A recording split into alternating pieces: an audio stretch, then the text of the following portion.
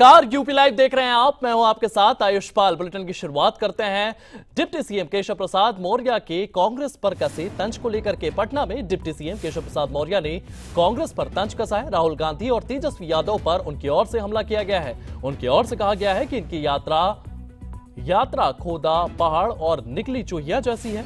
राहुल और तेजस्वी की यात्रा को लेकर के कोई असर नहीं होने वाला है। बिहार भर में इनकी यात्रा से हमें ज्यादा फायदा हो रहा है। महागठबंधन के पास कोई लगातार विजन नहीं है, इस बात का जिक्र उनकी ओर से किया गया है। और क्या कुछ कहा गया वो भी सुनते हैं। और चुनाव की देख रहे हैं और चुनाव की प्रक्रिया तो अब चालू ही होगी, क्योंकि विधानसभा का कार्यकाल पूरा होने से पहले चुनाव की प्रक्रिया चुनाव आयोग पूरा कराता है। तो भारतीय जनता पार्टी और हमारे साथी दल चुनाव के लिए पूरी तरह से तैयार हैं और हमें पूरा विश्वास है कि 2025 के विधानसभा चुनाव में एनडीए सबसे बड़ी विजय प्राप्त करेगा। श्री राहुल गांधी जी और श्री तेजस्वी यादव जी इनकी जो यात्रा है, खोदा पहाड़ निकली चूहिया, मतलब इनकी यात्रा का कोई असर नहीं है। इनकी यात्रा से बल्कि हमको फायदा ज्यादा हो रहा है, उनको नुकसान बहुत अधिक हुआ है। जनता खूब समझ गई है कि कांग्रेस हो या राष्ट्रीय जनता दल हो या जो महागठबंधन बनाए हैं ये महागठबंधन हो, इनके पास कोई विजन नहीं है। बिहार के लिए इनके पास कोई योजना नहीं है, देश के लिए इनके पास कोई योजना नहीं है। वो योजना माननीय नरेंद्र मोदी जी के नेतृत्व में देश के लिए और आदरणीय नीतीश कुमार जी के नेतृत्व में बिहार के लिए योजना विजन है भी, उसको धरातल पर उतारने का काम भी किया जा रहा है। और आम जनता जो विकास है, जो सुशासन है, जो सबके जीवन में बदलाव लाने का प्रयास है, उसको महसूस कर रहे हैं। ये पार्टी को जो पक्ष रखना है वो सब पक्ष रखेंगे। वो तो चुनाव आयोग की एक व्यवस्था होती है कि चुनाव से पहले सभी दलों से भेंट करना और भेंट करके उनकी बात को सुनना और बात को सुन करके चुनाव की तिथियों की घोषणा करना। यह चुनाव आयोग का काम है। सभी राजनीतिक दलों का सुझाव होता है, उसके आधार पर चुनाव आयोग निर्णय लेता है। जो भी निर्णय होगा, भारतीय जनता पार्टी और हमारा एनडीए चुनाव आयोग के हर फैसले को स्वीकार करेगा और चुनाव के लिए हर समय तैयार हैं।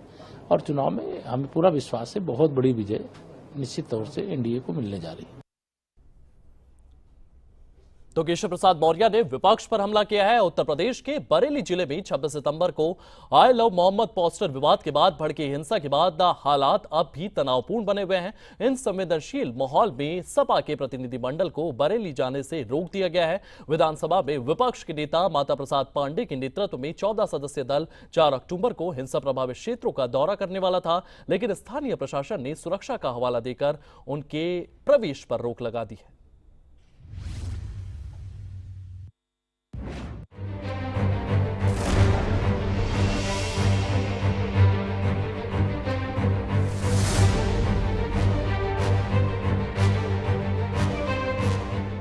26 सितंबर को शुक्रवार की नमाज के बाद आई लव मोहम्मद पोस्टर विवाद ने शहर को आग की लपटों में झोंक दिया था। कोतवाली क्षेत्र की मस्जिद के बाहर 2000 से अधिक लोग जमा हो गए। पत्थरबाजी हुई, दुकानें तोड़ी गईं, वाहनों में आग लगाई गई। लाठीचार्ज के बीच अफरा तफरी मच गई थी।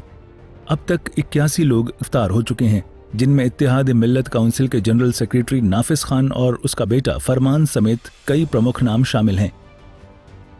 मुख्य आरोपी मौलाना तौकीर रजा को फतेहगढ़ जेल भेज दिया गया। तो इस प्रकार से हम लोगों ने पूरी जो तैयारी करने के पश्चात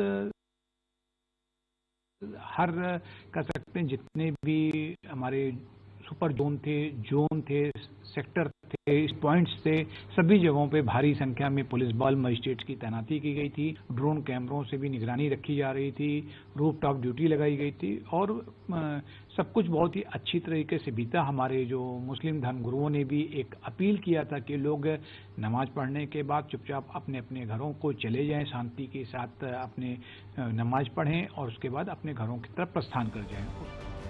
शहर में इंटरनेट सेवाएं बंद, भारी पुलिस बल तैनात, लेकिन जख्म अभी भी हरे हैं। ऐसे संवेदनशील माहौल में सपा ने राजनीतिक तापमान और चढ़ाने की कोशिश की। पार्टी प्रमुख अखिलेश यादव के निर्देश पर विधानसभा में leader of opposition Mata Prasad Pandey के नेतृत्व में 14 सदस्यीय प्रतिनिधिमंडल जिसमें सांसद इकरा हसन, मोहिबुल्लाह नदवी, हरिंद्र सिंह मलिक और जियाउर रहमान जैसे लोग थे बरेली पहुंचे। मकसद था पीड़ितों से मिलना, हालात का जायजा लेना। अल्ले पूरा दिखा देते हैं, पढ़ के सुना मैं जी।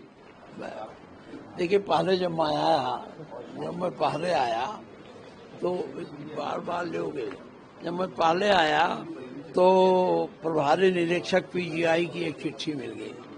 यहाँ एक इंस्पेक्टर साहब, सब इंस्पेक्टर साहब खड़े थे, मुझे पकड़ा दिए। ये माननीय माता प्रसाद पांडे नेता प्रतिपक्ष, कृपया सादर अवगत कराना है कि जिला मजिस्ट्रेट बरेली के पत्रांक संख्या 364-15 UI 220-25 न्याय संहिता 2 दिनांक 3 अक्टूबर 2025 के क्रम में 26/9/2025 को कोई घटना के कारण जनपद बरेली का माहौल संवेदनशील हो गया है। उपरयुक्त के दृष्टिगत आदेश संख्या इतना द्वारा जनपद बरेली में भारतीय नागरिक सुरक्षा संहिता 223 की धारा 163 के अंतर्गत निर्देशिका जारी की। लेकिन सुबह होते ही ड्रामा शुरू हो गया। लखनऊ में पांडे के आवास पर पुलिस की फौज तैनात, गाड़ी में सवार होने से रोका गया। गाजीपुर बॉर्डर पर सपा सांसदों का काफिला रोक लिया गया।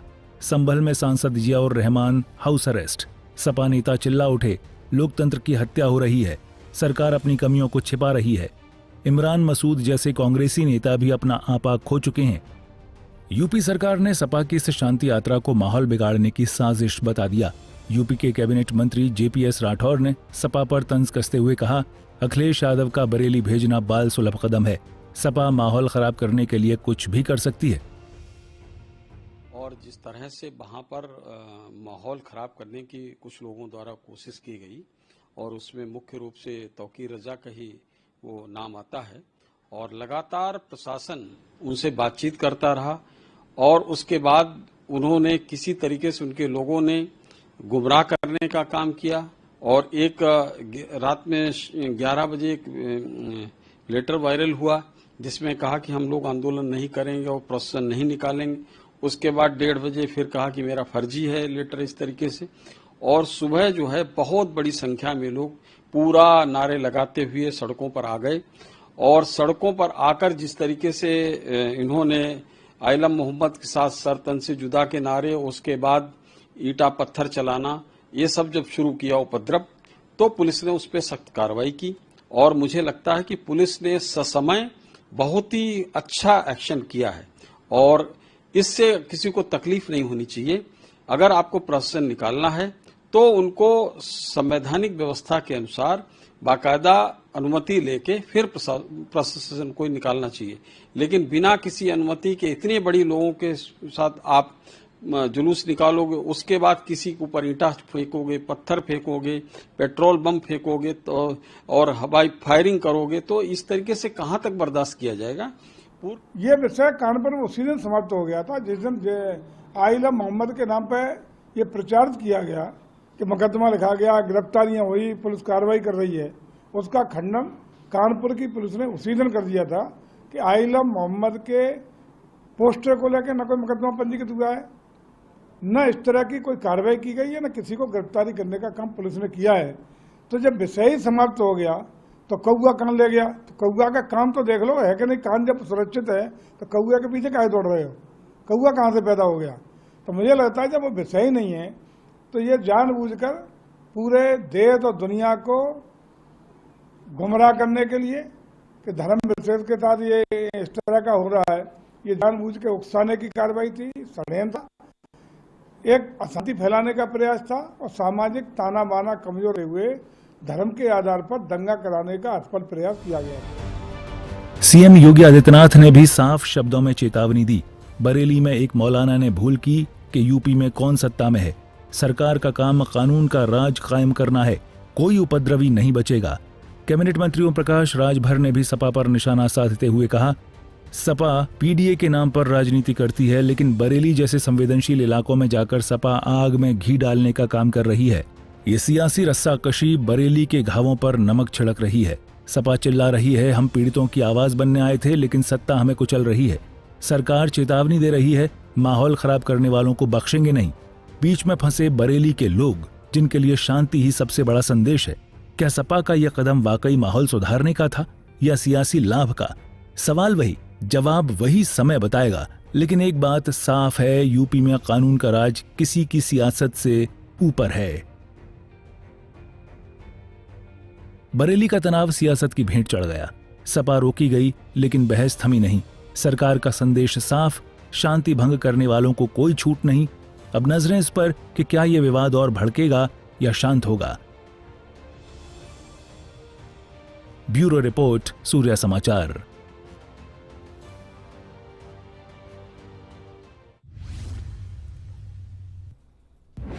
बरेली जिले में हाल ही की हिंसा के बाद अवैध अतिक्रमण के खिलाफ नगर निगम का अभियान तेज हो गया है। सैलानी मार्केट में दुकानों के बाहर फैले अवैध कब्जों पर भारी पुलिस बल के साथ ध्वस्तीकरण अभियान चलाया गया है। ये कार्रवाई शहर की साफ सफाई और यातायात सुगमता को बहाल करने के उद्देश्य से की गई है। नगर आयुक्त संजीव कुमार मौर्य ने बताया है कि पूर्व में नोटिस जारी किए गए थे, लेकिन अनदेखी पर सख्त कदम उठाए गए।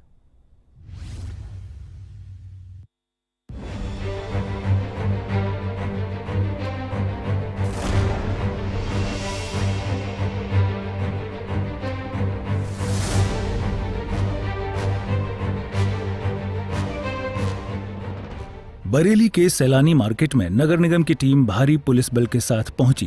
दुकानों के बाहर फैले अवैध खोखे, ठेले और निर्माण सामग्री को हटाने का अभियान शुरू हुआ। सड़कों पर अतिक्रमण की वजह से ट्रैफिक जाम और सौंदर्य बिगड़ रहा था, जिसे दूर करने के लिए कदम उठाया गया।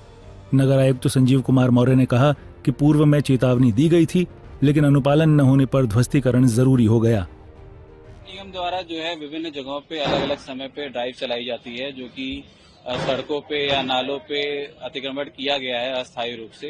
तो यहाँ पे भी आज सैलानी मार्केट में भी जो अस्थायी अतिक्रमण किया गया है, टीन शेड निकाल के या बाहर जो दुकानें रख के उस पर ड्राइव चलाई जाती, ताकि जो है ट्रैफिक भी ईज हो सके, साथ में जो है जो अतिक्रमण किया गया है उसको हटाया जा सके। और ये अभियान जो है रेगुलर नगर द्वारा चलाया जाता है और आगे भी चलाया जाता रहेगा। अभियान 26 सितंबर को जुमे की नमाज के बाद भड़की हिंसा के बाद तेज किया गया है। सूरखबान और अन्य संवेदनशील इलाकों में भी बुलडोजर चले हैं। अब तक 38 दुकानें सील हो चुकी हैं और मौलाना तौकीर रजा के करीबियों की कई संपत्तियां चिन्हित हैं। व्यापारियों ने विरोध जताया, लेकिन प्रशासन ने शांति बनाए रखने का भरोसा दिलाया। अभी डेवलपमेंट अथॉरिटी की तरफ से कार्रवाई की जा रही है, जो कि समय समय पर एक रेगुलर कार्रवाई है, नियमानुसार कार्रवाई है। उसी के दृष्टिगत पुलिस फोर्स यहाँ पर एहतियातन तौर पे सुरक्षा दृष्टि की ओर से यहाँ पर तैनात है और यहाँ पर ये इंश्योर किया जा रहा है कि शांति व्यवस्था कायम रहे। माना जा रहा है कि आरोपियों की इससे संबंध नहीं, ये जो कार्रवाई है टोटली इंडिपेंडेंट है और ये बरेली डेवलपमेंट अथॉरिटी की तरफ से की जा रही है। यहाँ पर पुलिस यहाँ पर सुरक्षा दृष्टि से लॉ एंड ऑर्डर मेंटेन करने के लिए। बरेली नगर निगम का ये अभियान शहर को व्यवस्थित बनाने की दिशा में महत्वपूर्ण कदम है। अतिक्रमण हटाने से यातायात सुगम होगा और साफ सफाई में सुधार आएगा। प्रशासन ने आगे भी नियमित कार्रवाई जारी रखने का ऐलान किया। ब्यूरो रिपोर्ट, सूर्या समाचार। अब बरेली से आपको आगरा लिए चलते हैं। आगरा जिले में दुर्गा विसर्जन की खुशियां मातम में बदल गई। खेरागढ़ क्षेत्र की उडगन नदी में 13 युवक गहरे पानी में फंस गए। एक तो ग्रामीणों ने जान बचा ली, एक व्यक्ति की जान यहां पर ग्रामीणों के द्वारा बचा ली गई, लेकिन 5 के शव मिल चुके हैं, जबकि 7 अभी भी लापता बताए जा रहे हैं। इसी के साथ खुशियारपुर गांव में महिलाओं की लगातार यहां पर परिजनों का बिलखना थमने का नाम नहीं ले रहा है। लगातार महिलाएं जो हैं वो यहां पर बिलखती हुई नजर आ रही हैं। कैबिनेट मंत्री जयवीर सिंह पीड़ित परिवारों से मिलने पहुंचे हैं। किस तरीके की स्थितियां यहां पर देखने को मिल रही है, इस रिपोर्ट में देखिए।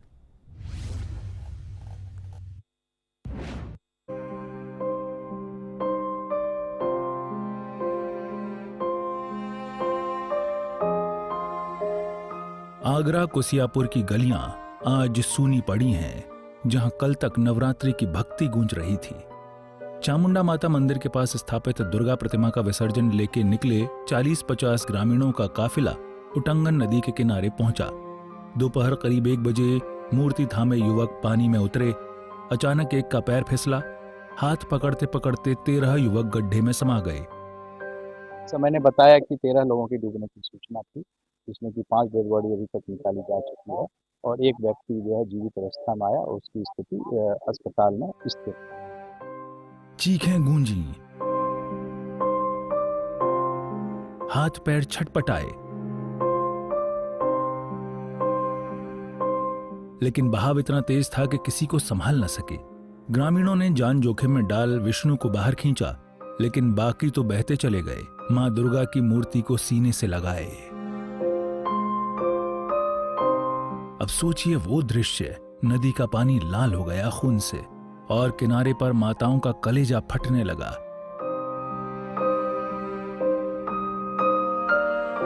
कुसियापुर में हर घर से सिसकियां उठ रही हैं, मेरा बेटा, मेरा भाई, काश घर लौट आते।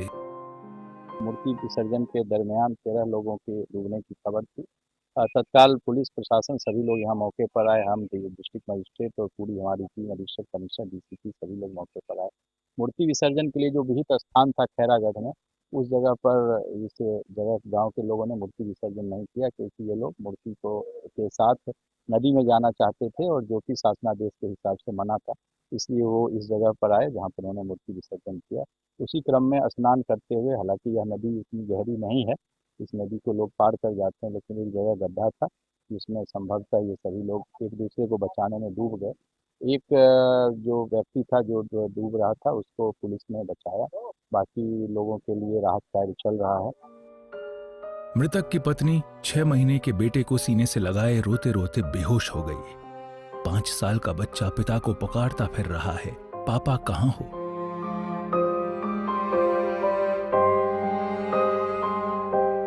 एक मृतक की मां दीवार से सिर ठोक रही।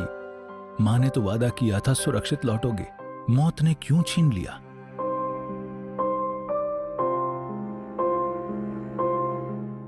गांव का हर कोना दर्द से कराह रहा। जहां कल तक मंगल गीत गूंजते थे, आज करुण क्रंदन की गूंज है।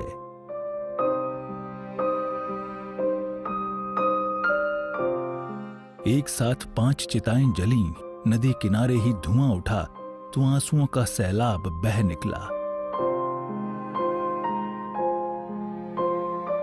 7 लापता अभी भी नदी की गोद में खोए हैं। उनकी तलाश में गोताखोर जुटे हैं, लेकिन हर गोता बस एक उम्मीद की किरण बुझा देता है। एसडीआरएफ, गोताखोर, पुलिस सब जुटे, लेकिन दर्द तो थमने वाला नहीं।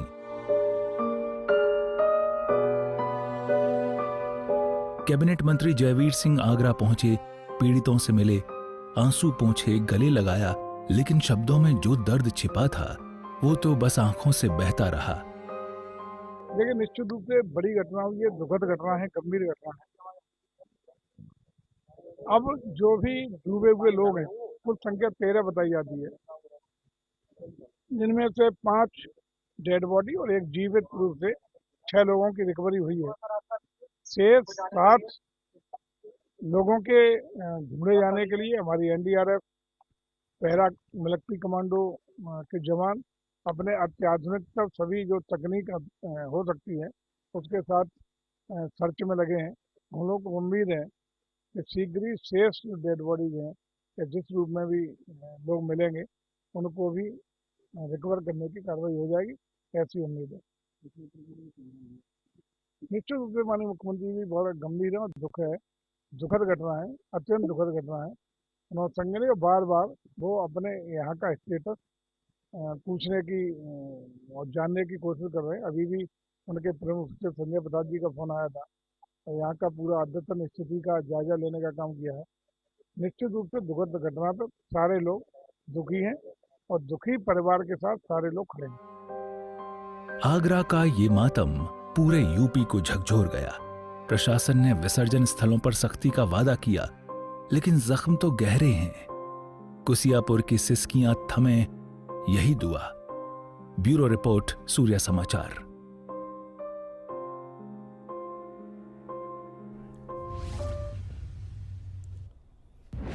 अब आपको गाजियाबाद लिए चलते हैं। गाजियाबाद से एक सनसनीखेज मामला सामने आया है, जहां नंदग्राम थाना क्षेत्र में एक महिला ने गुस्से में आकर ईंट से अपने ही पति की क्रूर हत्या कर दी है। घटना 28 सितंबर की बताई जा रही है, जब शराब के नशे में पति ने घर का फ्रिज बेच दिया और देर रात तक घर नहीं लौटा। पुलिस ने आरोपी सुनीता को गिरफ्तार कर लिया है, जो शुरुआत में पति के दोस्तों पर झूठा आरोप लगाकर फरार हो गई थी।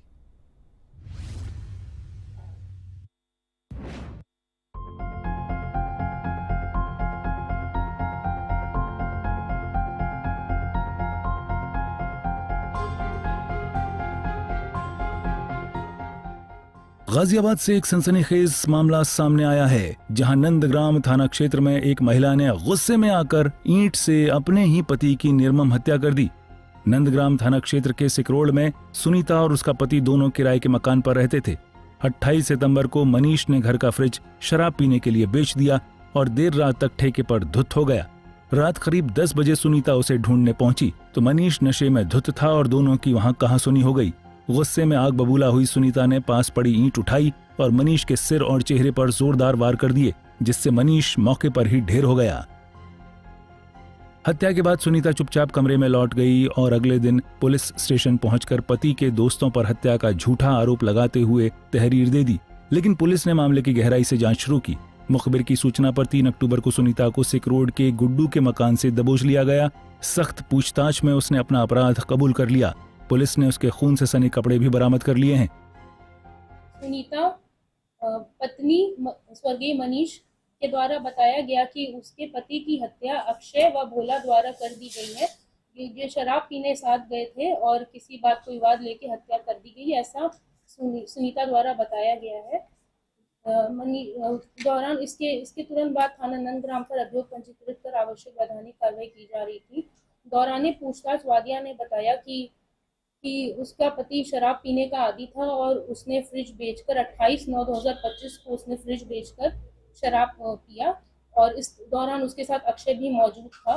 वह उसे ढूंढने शाम को गई तो वह भट्टा नंबर 5 मंडे बाजार के पास जो ठेका है उसके पास बैठकर शराब पी रहा था और रात करीब 10 बजे वो फिर से उसे ढूंढने गई तो वहाँ मनीष से उसकी नोकझोंक हुई, लड़ाई हुई। मनीष ने उसकी लड़कियों तथा उस पर अभद्र टिप्पणियाँ की, जिसके कारण उनकी लड़ाई हुई और उसने पास में रखी ईंट से उसको जान से मारने की नियत से उस पर वार किया और मनीष की वहीं मृत्यु हो गई। फिर वादिया ने इसका आरोप अक्षय और भोला पर लगाते हुए एक तहरीर दी कि इन दोनों के साथ मनीष शराब पी रहा था और इनकी कोई लड़ाई झगड़ा हुआ, जिसके कारण इन दोनों ने उसकी हत्या कर दी। नंदग्राम पुलिस ने आरोपी सुनीता के खिलाफ आईपीसी की धारा के तहत मुकदमा दर्ज कर कोर्ट में पेश किया। ये घटना नशे की लत और पारिवारिक विवादों की भयावहता को उजागर करती है। प्रशासन ने परिजनों को न्याय का भरोसा दिलाया है। गाजियाबाद से सतीश कुमार की रिपोर्ट, सूर्या समाचार।